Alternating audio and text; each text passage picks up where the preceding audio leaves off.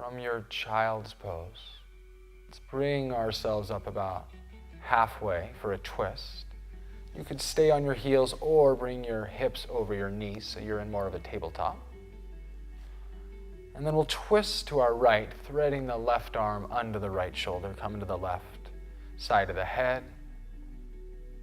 And then decide where your right shoulder would like your right arm to be in space. So variations, you could be in child's pose like Brian, still seated on your heels, or more this Anahata table twist that you can see with Monica, Melody, and Ivy. The right hand can be passive, so it can just relax, or it can press into the earth and add a little bit to that torquing, that spiraling of your body. You could also choose, like Melody has, to put the right hand behind the low back. Or like Ivy, you might even have the range to thread a little deeper and fold forward in this twist. And the right hand could be above your head, so there's more lengthening in the armpit and in the intercostal muscles between the ribs. Wherever your body wants to be today, arrive in that shape and take some really generous inhales into the upper right ribs and out of the belly. Feel the heaviness of this shape.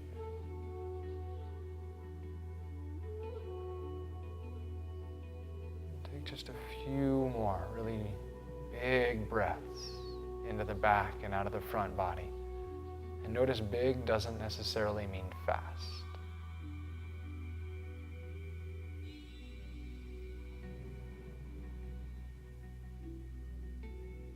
After your next breath in and out completely,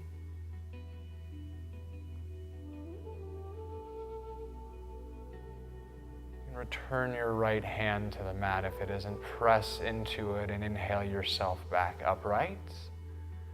Take any little movements you need or go right into threading the right arm under the left. As you're ready, take your time. Coming to the right shoulder inside of the head. Left hand can be active in front of your face or passive. Can walk above your head or reach behind your low back. Take a little time to get situated and then let yourself arrive in a fidget-free place. As you breathe into any sensations below the ribs and into the upper back. And breathe out really, really deeply.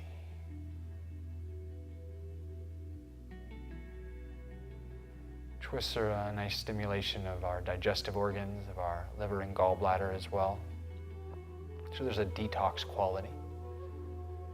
So encouraging you to focus on the exhales, the detox half of our breath cycle. You can only breathe in as much as you breathe out. Just like your mind, you can only learn something new as much as you're willing to let go of something that no longer serves you. Take a few more really generous exhales that allow for a few really generous inhales.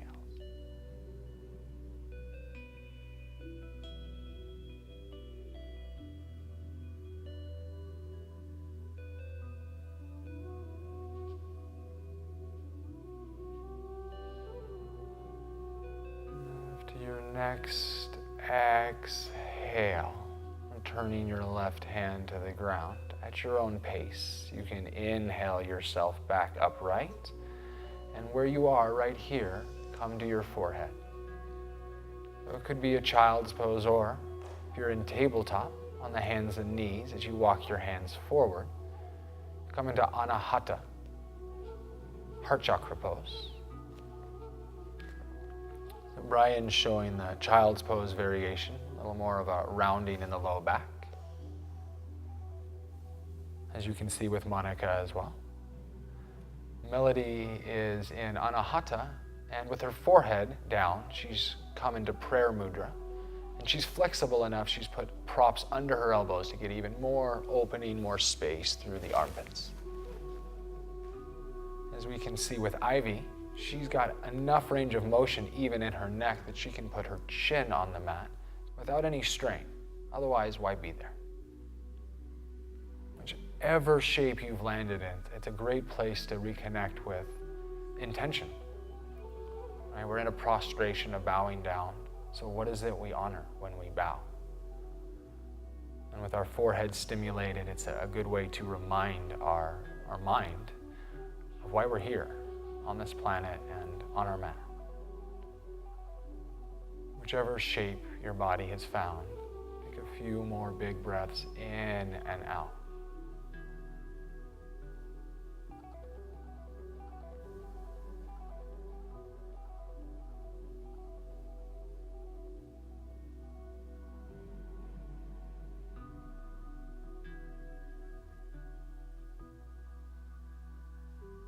We'll finish in child's pose. These last couple breaths, if you're not already there, take an inhale and come off of any props or off of your chin and just send your hips back to your heels for a moment. Feel free to make any sounds that you'd like as you come out of the shape you are in.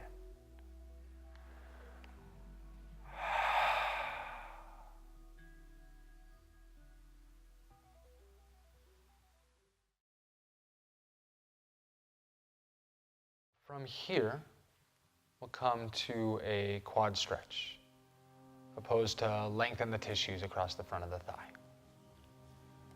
So variations, let's say the most gentle version would be cat pulling its tail, which would necessitate you coming to your belly. And like Monica and Brian are showing, you'd bring your right leg out to the side, almost like a frog with a bent knee like Brian, or you could have a straight leg like Monica. Either way, you'll reach back with your left or right hand for your left foot or ankle, and then pull towards you as much leverage as you need to have useful stress on the top of your left thigh. You can rest on your forehead or your ear or on your arm. Some of your bodies will like saddle pose, which can be on as many props as you need. A lot of bodies will like a blanket or a towel under the top of the foot for the ankle, or even between the calf and the thigh for the knee joint. You can also sit, like Melody's doing, on a blanket so that she has a little space for her hips, her sacrum, and her knees. And blocks, bolsters, pillows, whatever you have available to support you so that the stress in the top of the thigh and the low back is present, but enough so that there's useful stress while you can relax. If you have a lot of range of motion, you could come all the way down without any props, like Ivy. And if you need nothing under your back, you could add things like she's added a side bend to this pose. Could also bend the extended right foot and knee and put the foot on the ground, gives you a little more leverage. So play with where your arms and legs want to be in space as levers to stimulate your hips, your spine, and your shoulders. And settle into whatever place you've landed. Breathe down into deep stimulation, deep sensations in the thigh, the hips, the low back. Most of the yin postures stimulate in these places, and so we really encourage that downward breath into the low belly, this Tandian or Hare breath. Let's take 3 more in and out of whichever place your body is chosen to be.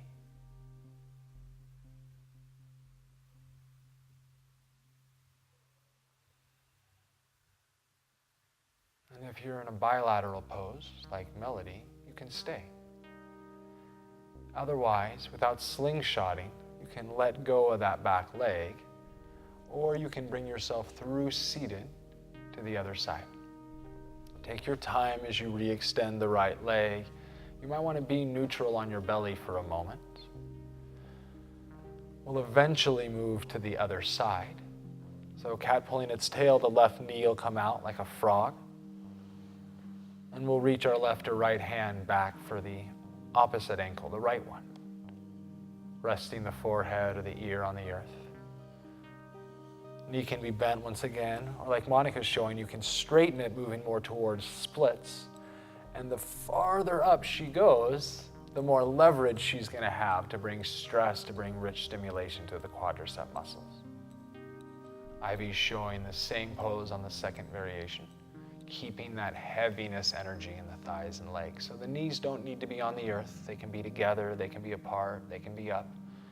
What's significant, what's relevant in this, like any pose that stimulates the knee, is there's nothing electric, nothing sharp, nothing painful. Discomfort's okay though. In fact, in most yoga shapes, we're looking to get awkward or uncomfortable. That's how you know you're doing it right. And then breathe into that. It's in these places we really get to kind of see and meet ourselves. When we get awkward, when we get uncomfortable, something about who we are and how we handle that surfaces. So stay curious. What's showing up for you in this pose?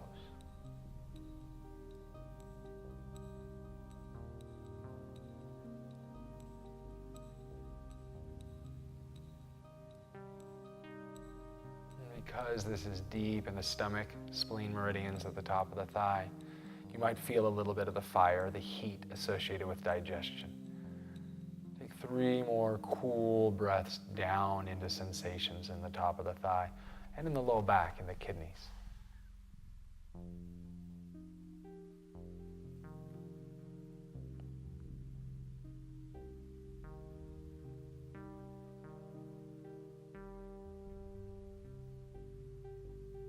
After your 3rd breath, let's take 3 more. Notice if you had any tendency to be in a hurry. Where would you go? So much of this practice is just about being present with what is. Notice how your breath keeps you present in that way. As you inhale, washing over sensations like water, smoothing rough edges, and as you exhale like water, let the breath pour out of your vessel. Just take 1 more in and out of this shape.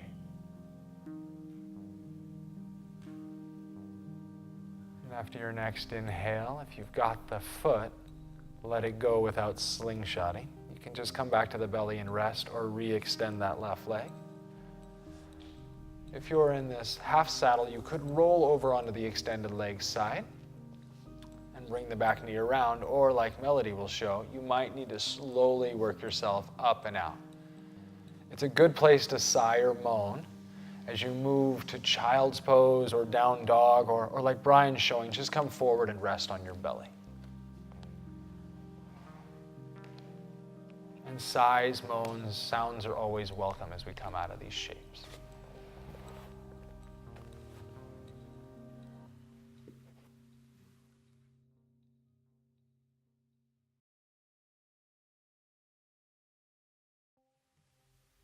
Moving towards some deeper back bends.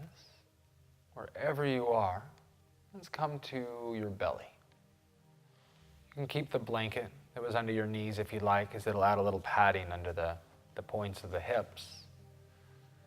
And then we'll move into our unique back bends. We'll continue to see this continuum that shows up in Yin.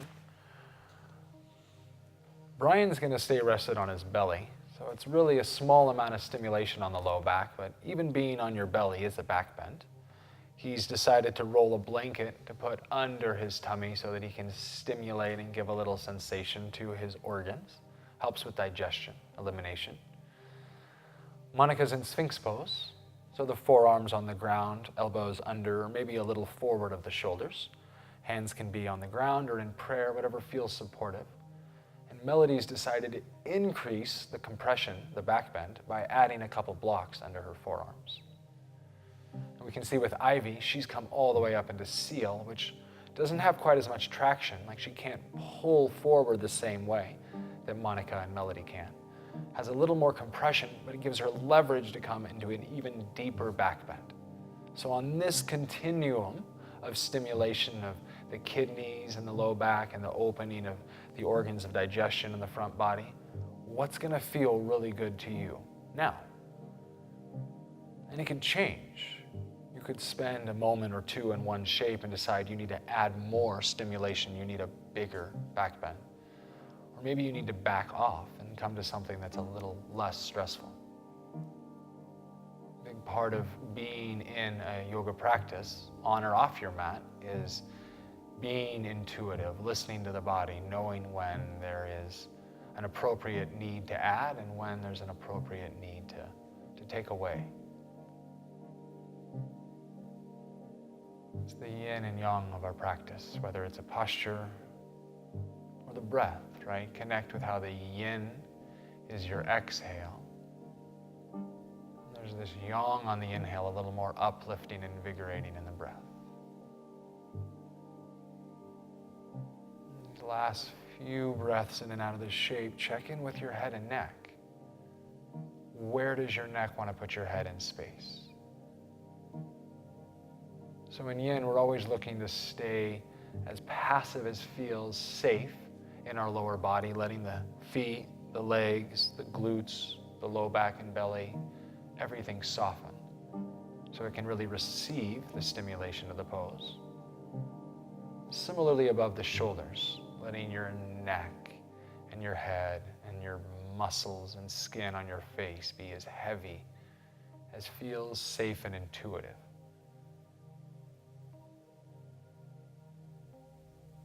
Wherever you are, take your last several generous breaths in and out of this shape, breathing down into sensations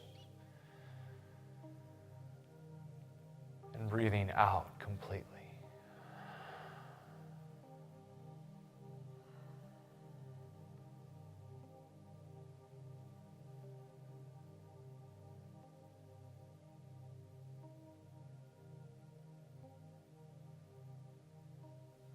After your next breath in and out, we'll come out slowly. If you're in Sphinx, maybe move props if you've got them, or just widen your elbows. And if you're in Seal, you'll really pull your body forward as you come down. We're all going to end up on our bellies, like Brian, just resting on the forehead, or your hands. You can rest on one of your ears. Feel free to sigh or moan as we come into a gentler back bend.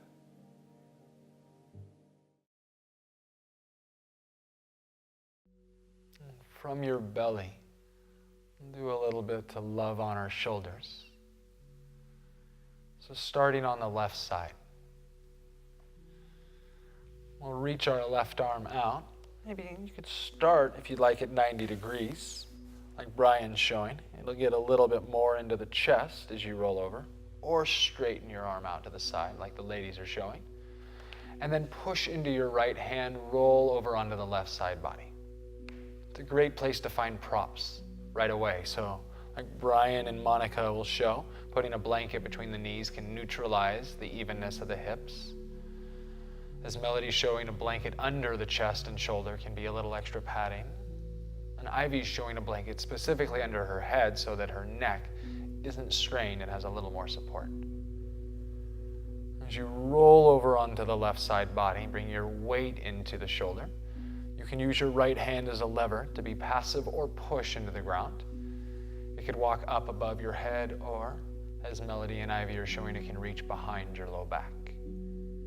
Whichever place you end up, feel the stress this is bringing to the left chest or into the joint in the left shoulder, and then breathe into those sensations.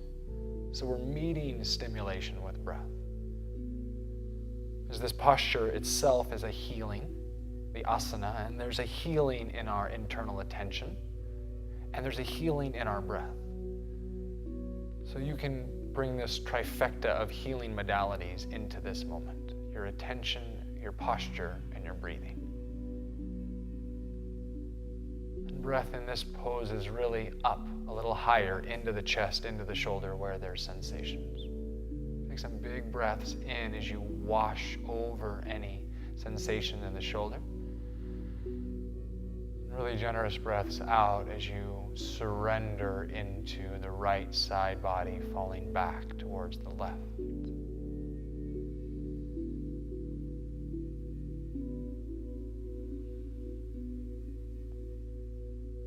Shoulders are a place where we tend to carry tension. Literally and metaphorically, we put things into our purses and our backpacks and carry them around in the world. Sometimes they're ours, sometimes they're other people's. And sometimes it's beautiful stuff we carry around, and sometimes it's grimy or mucky or crap that we carry around. So we're using our breath in this pose and our attention to churn this alchemical process of turning that crap into fertilizer and making something heavy, difficult, painful into something useful and expansive. Let's just take one more expansive inhale and exhale in this shape. And on your next breath in, as you begin to unravel the legs, come back to your belly with a sigh or moan if you'd like as you breathe out.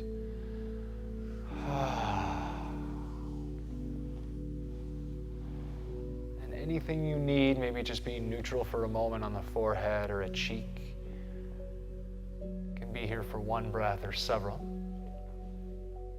And we'll switch sides when you feel ready, bringing the right arm 180 out to the side or bending at 90 degrees if you did on the other. Press into your left hand and start to roll your body onto the right side, using props, whether between the knees, under the head. And then again, like levers, put your hands and arms, your feet and legs where they feel best, for your hips, your spine, your shoulders.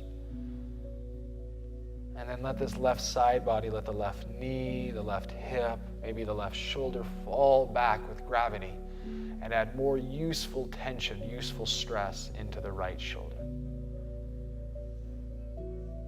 And then breathe into that right shoulder. Breathe into the stimulation of the heart and the lungs, of your circulation and respiration. See if you can notice how you can feel your breath rate and your heart rate in your shoulder.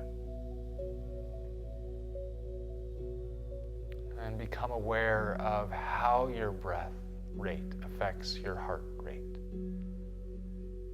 How the way we breathe has so much influence on our emotional center. How much breathing deeply can work with our tendencies towards heaviness, depression, restlessness, anxiety, irritability, and anger. Even your quality of sleep is influenced by your quality of breath.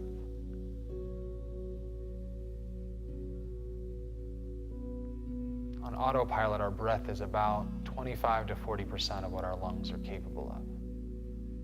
And we breathe about as fully as we live. So without force, breathe 100%, just a few more in and out of this side, nothing more. Continuing to play with the peaks and valleys of your breath cycle.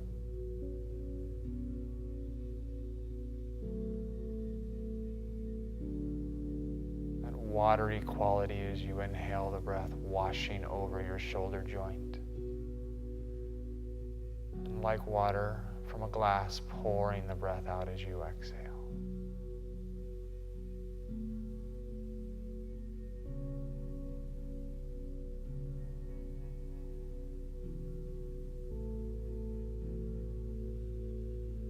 Your next breath in and out completely. Take one more inhale. Begin to unravel the legs and let go of anything you've been carrying around as you exhale. Sigh or moan if you'd like as you come back to the belly, your cheek, or your forehead. You can be still or let your hips roll to the left and right with your legs extended. Or bend your knees as you let your feet really slowly windshield wiper back and forth. Eventually coming into a neutral place to rest.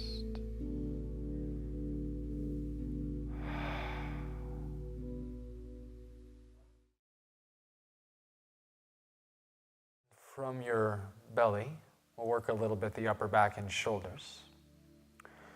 You can either prop yourself up on your forearms for Sphinx as we come to crisscross, or send your hips back to your heels. There's a little less of a back bend that way. Crisscross is placing one arm over the other, so we'll start with our left arm over the right. So variations might look like you putting a prop under your forehead, or in this child's pose variation like Melody's showing, putting a bolster or a pillow underneath the arms.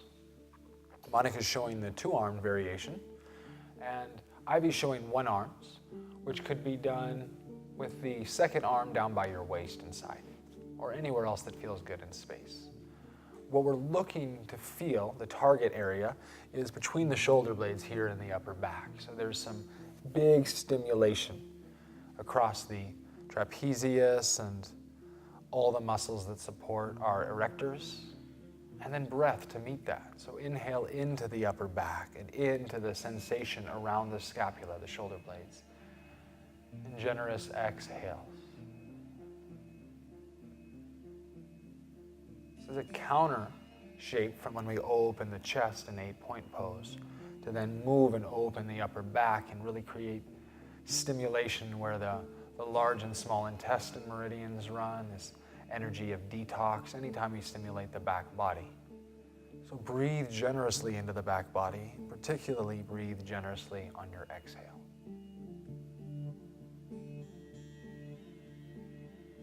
I know that sometimes the weight of the skull can press the jaw down, and that's okay.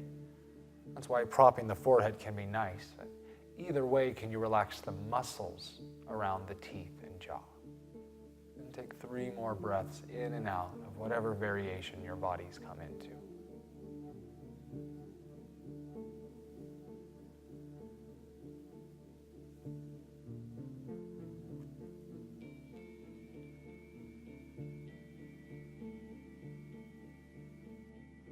And to switch sides, if you're on both arms, you could just bring the bottom arm out and make it the upper arm. If you're on one arm, you'll need to switch completely. And as you come into this, if you're on your belly, you might like tucking your toes under and bringing your torso farther forward before relaxing onto the tops of your feet. Any variations, any propping you need to get into a rich stimulation of the tissues here, and then go passive. Let the extremities, the arms, the legs, even the hands and feet be heavy. Let your head and your eyeballs rest wherever they land in space. And then breathe space into the upper back, into any sensation in the shoulders.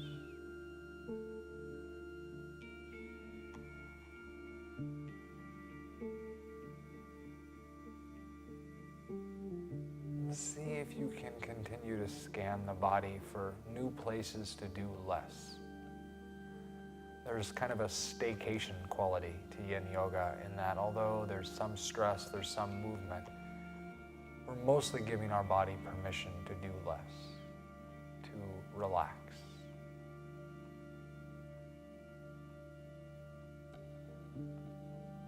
And stillness can be challenging.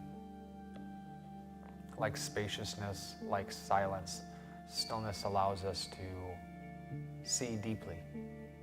As our body is like water, and like water, the longer it goes undisturbed, the more we can see into the depth.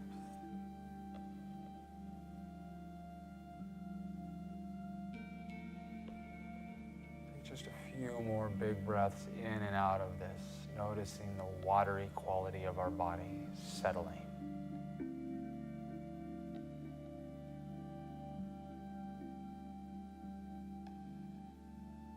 After your next breath in and out completely, you can lift your head off of your arms as you inhale and come off of them as you exhale. Feel free to sigh or moan. You can rest here on your belly,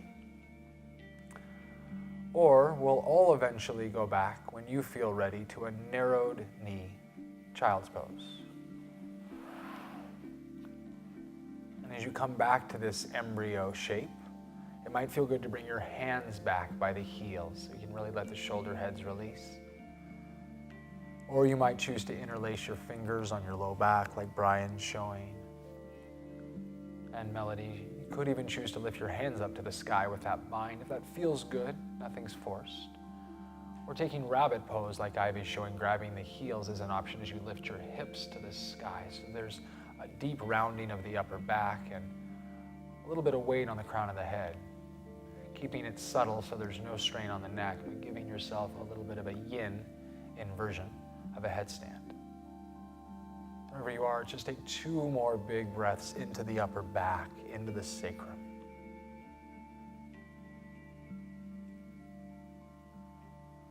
And after your next inhale, bring your hips back to your heels if they're not. Sit down and release your hands back to the earth. And rest.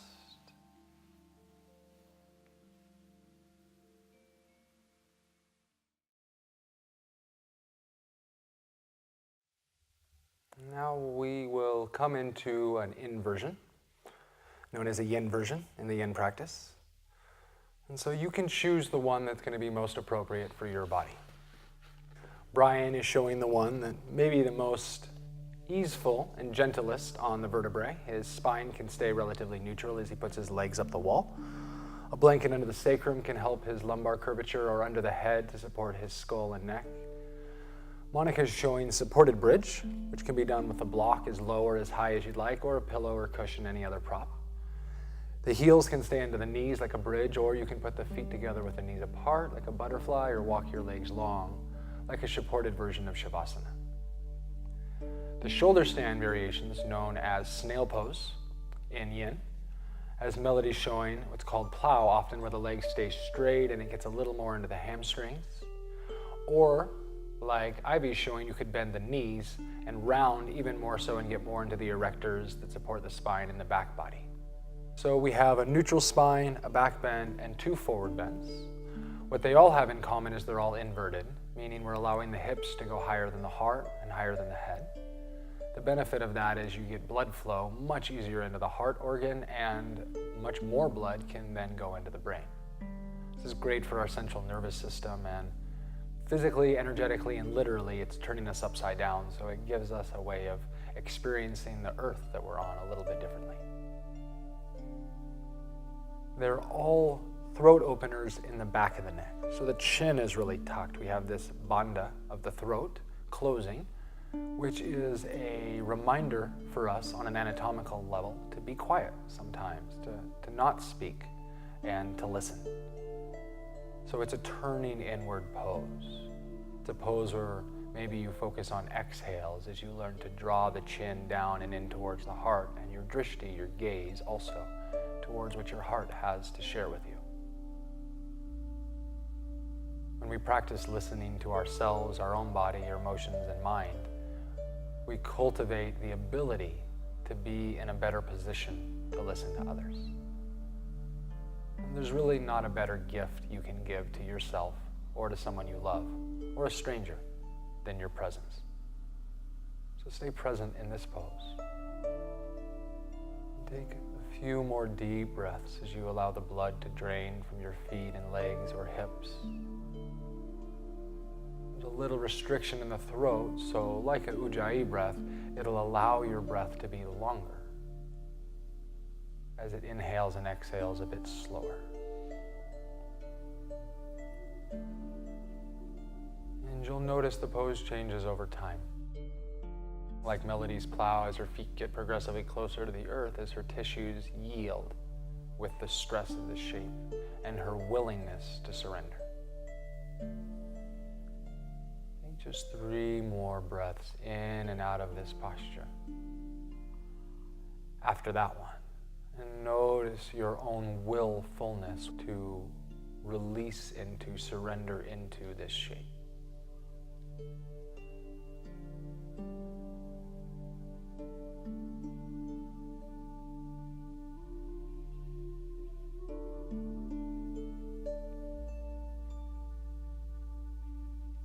And staying connected to your body, as yoga is everything between the shapes as well. We're going to come out of this really slowly. If your legs are on the wall, you can keep them there for now. If you're in that supported bridge, root into the heels, lift your hips and come off of any props. And if you're fully inverted, use your hands on your hips or your sacrum to, as slow as you can, unwind back into the ground. And then we'll move into fish pose. When you feel ready, it's a counter pose, so we're going to take a shape that now opens the front of the throat, a little more yang. And versions here include whether you want to be on your hands and elbows like Monica and Melody are showing. To open the throat, you could let your head stay elevated off the ground, and some bodies can come onto the crown of their head and push the chin away, really open the throat. Some bodies are even flexy enough to do that with no weight in their hands. And that's okay. It's really great for your neck if your neck feels it's still an integral with that weight. The gentlest version might be just being on a bolster. Allow the chin to be higher than the forehead for a change. So there's some opening in a passive way there. Wherever you are, take a few big breaths into the upper chest and throat as we remind ourselves when it's appropriate to speak up, when to share our truth and say, that's been enough, or thank you, I'm sorry, to say I love you, or please forgive me.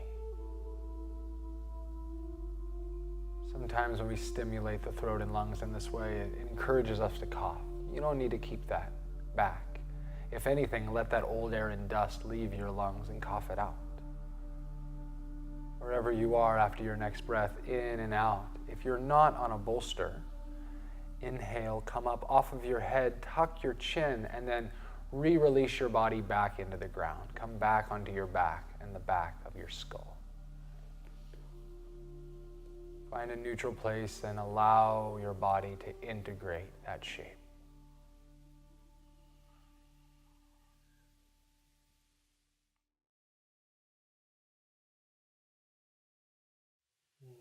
From your back, we'll look at some recline poses. So you can start out by bringing your left or both knees into your chest. So variation with both knees is a little gentle as you give them a squeeze. You could do a left knee and just find a little bit of lengthening in the left side body. You can put your left leg over your right and grab the shins or feet if you like. There's a bit of a reclined shoelace. Or, as Ivy's showing, you could come to reclined splits. And some bodies can grab the foot. Many bodies are going to need to use a strap to bring the foot and hands closer together while the head can stay rested on the ground. Whichever one of these poses you're in, take a few breaths. You're welcome to keep your head on the ground. Some bodies like to bring their forehead up to their knee or knees for a moment. So your choice. Do what you're called to.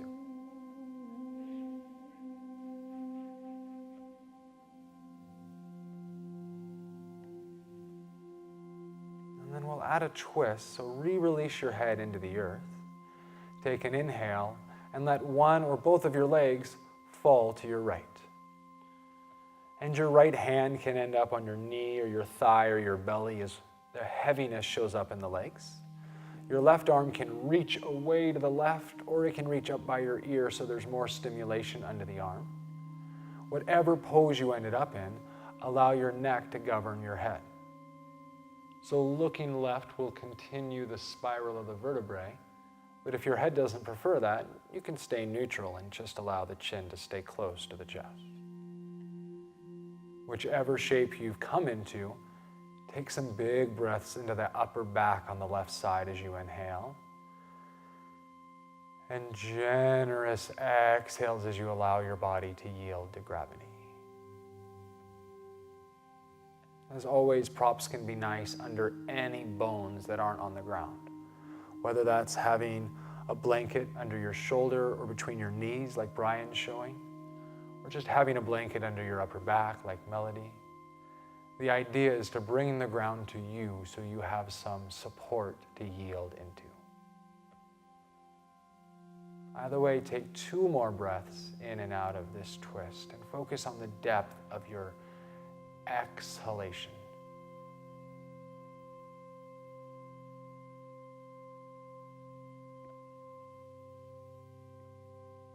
And then you can inhale or exhale, which is a little more contractory, back to center. And we'll do a little bit of a counter movement. So Whether this looks like just hugging your shins into your chest, as Brian's showing in reclined frog pose as he comes onto his back. You could take half happy baby, like a half stirrup, as Monica has. Melody's showing this reverse version of twisted roots pose, keeping the legs as they are but moving them to the other side. And big toe pose is being shown by Ivy, still using the strap if you need to be able to reach to the foot. Let's take 3 really generous breaths in and out of this posture after that one. And by generous, maybe let them be the biggest breaths you've taken all day thus far.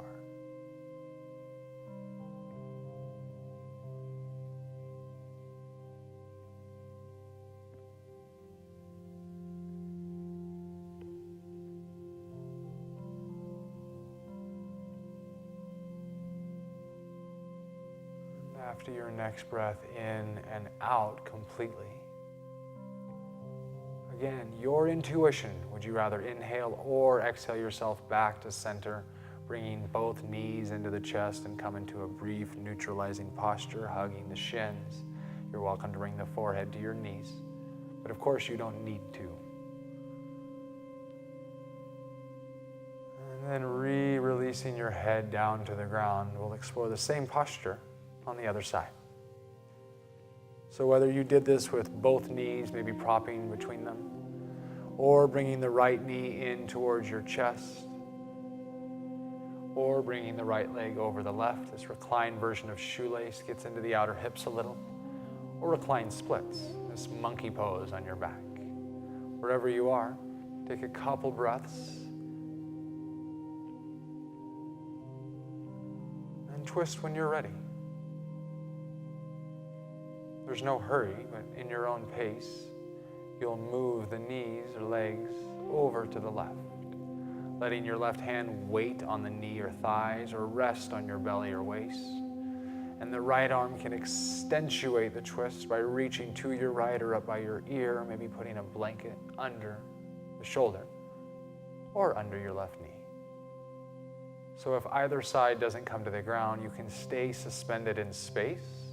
Allow the stress to stimulate your body, or bring the ground to you and allow your body to feel more support. Often people talk about doing more in yoga, and sometimes when you have more support, your body goes further.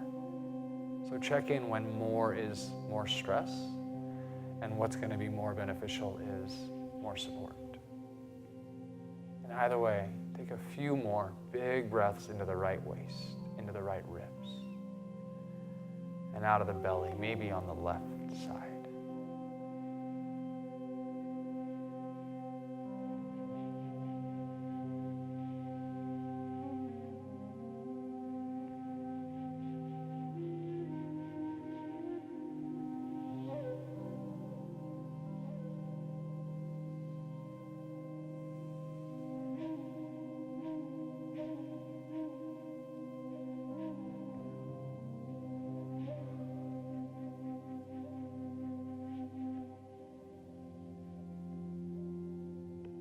Take one more in and out. After that one.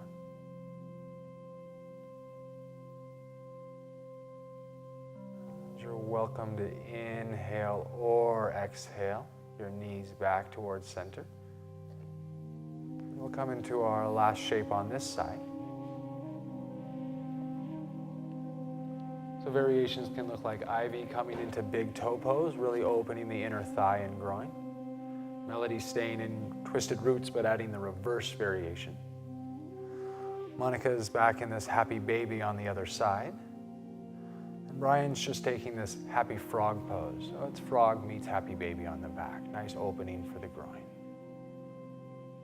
Whoever you are, take your last few breaths in and out of this series, in and out of this shape.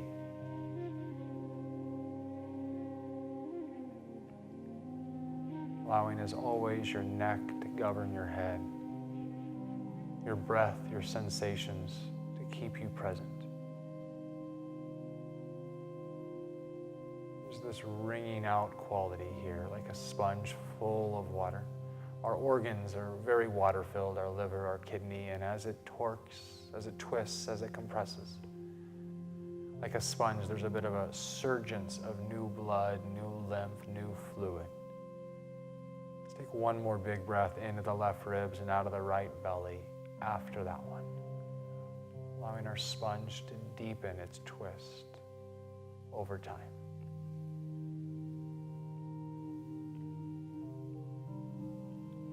When you feel ready, you can inhale or exhale yourself back to center. Unravel the legs, set any props you don't need aside, and give your body one big squeeze on your back. Hugging the shins, and as always, you're welcome to bring your forehead to your knees, round your upper back, but let that be up to your head and neck. And then we'll move back into Shavasana pose as you're ready, just to be neutral for a moment and allow ourselves to feel into the integration of this posture.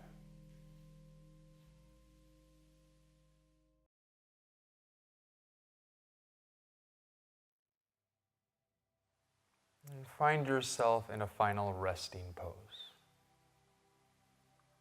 This could look like your legs up the wall, maybe a blanket under the sacrum to support you. This could look like Shavasana pose or reclined butterfly. Props where they're useful, whether you like a blanket under your head, maybe one rolled underneath the neck to support the cervical spine. You could have a blanket under the knees to support the low back. And if you're in a butterfly, having that underneath the shins or knees can be nice to help decrease the amount of stress on the inner leg lines. And hands end up where they feel best. So palms open away from the waist might be nice. Some bodies like to put one hand on the belly or one hand on the heart, so you can feel and be connected into these intuitive places. Whichever shape you land in, really allow yourself to be there. Let your bones get heavy. Allow your muscles to relax. Let your skin drape on your body, particularly the structure of your cheekbones and face. And if you find you're still in your breathing after your next inhale, open your mouth and let that go too. Rest.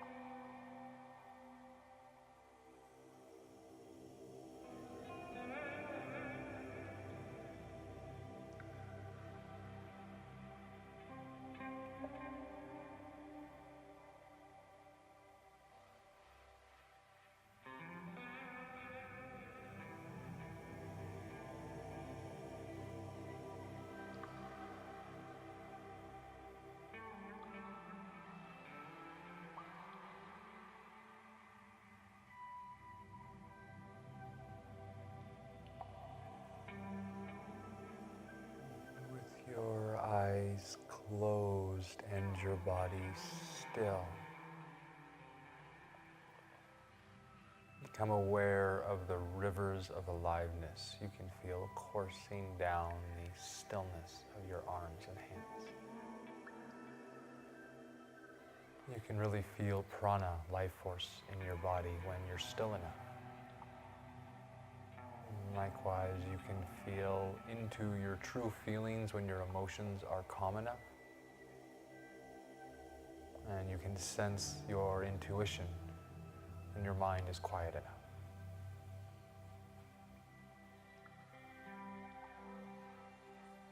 It's this willingness to be quiet and listen, where we learn so much about ourselves.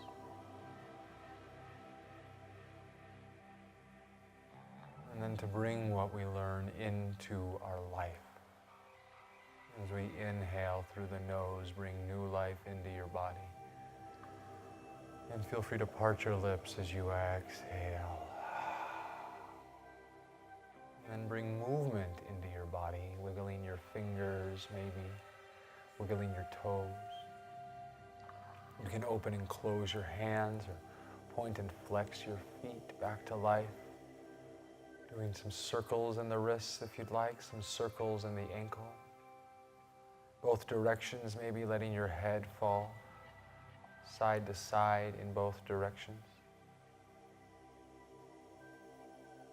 And then inhale if you'd like to stretch out your arms long up by your ears as you breathe in. And then hug your knees into your chest if you'd like as you breathe out. We'll work ourselves to roll slowly over to the left side body and just cradle the head, maybe embrace your knees as you support yourself in this fetal shape. As we come out of corpse pose, we're reborn into this body with its ever-changing new qualities, new cells, new space, new awareness. It's a place to remember why you're here on your mat and on this planet. It's a place to recall your intention for your day and your life. And so as you use your in-breath to inspire you back up to seated, you can bring that with you as you come back upright. And find yourself in a comfortable seat. It might look like you sitting on your ankles or heels as you kneel. Or if you choose to cross your legs in front of you, most bodies will feel better sitting up on a prop. We want to allow our hips to be above our knees so our low back can be tall without much effort. And just settle your eyes down on the ground if you like them open, or if you prefer to close, center your gaze, the center of your brow about an inch in from your skin. It's a place to just body scan and be aware of the affect of your practice, your breath, and your rest.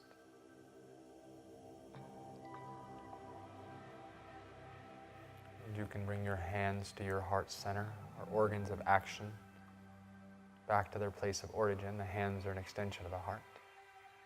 And a slight bow of our head and chin in. We bow our mind in towards the heart center as well. And really to honor yourself. All the energy it took for you to arrive on this planet, all the energy that has sustained you here until this time, and all the energy and effort you just put into being on your mat. It's a moment to really honor yourself. I honor you, and I'm privileged to share this time with you. Thank you for taking this time to be on your mat and in your practice.